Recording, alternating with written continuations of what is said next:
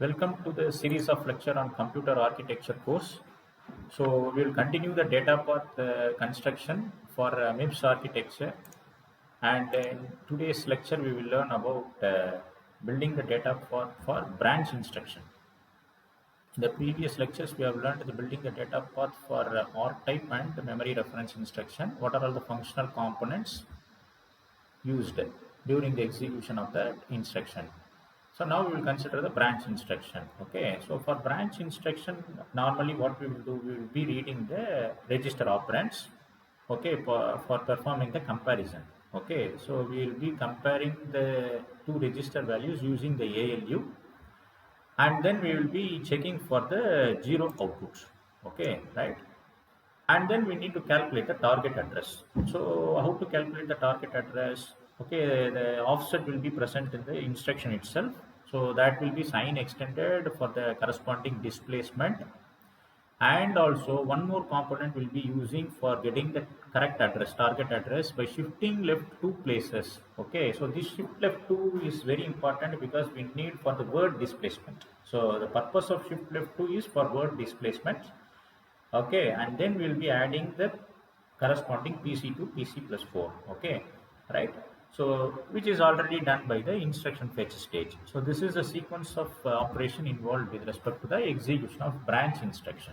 So if you see, so once the instruction is read, two register ports will be using. So one is RS and another one is RT. Okay, two register values we are going to read, and these read two register values are given directly to the ALU for the corresponding comparison. Now within that 32-bit instruction, one 16-bit offset is available. Okay, so to calculate the target address, that 16-bit value is again sign extended into 32-bit. Okay, using the sign extension unit, and then this 32-bit value is given to the shift left 2 functional unit. What is this purpose of the shift left 2 is to represent the corresponding address for word displacements. So that is the reason for using the shift left 2, and the output of the shift left 2 is given to this adder. Okay, now what is the another input of this adder? Already the PC is incremented to 4, right? PC is equal to PC plus 4, right? That output is given from that adder to the input of this adder. Now if this adder is going to sum up these two, this PC plus 4 and the shift left 2, output from the shift left 2 will be getting the correct branch target address. So this is the main functional units will be utilized during any branch instruction execution. If you see here, the RS and RT is read into the register file, and if you see the immediate value is converted into 32-bit, okay, using the sign extension unit, and it is given as the input to the shift left.